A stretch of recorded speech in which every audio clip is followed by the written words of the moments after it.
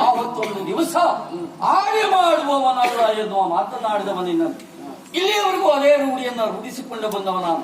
ಆದ್ರೆ ಏನು ಮಾಡೋಣ? ತೇನವಿನ ತೃಣಮಪ್ಪಿನ ಚಲ ಅವನ ಸಂಕಲ್ಪದ ಮುಂದೆ ನಾವೆಲ್ಲ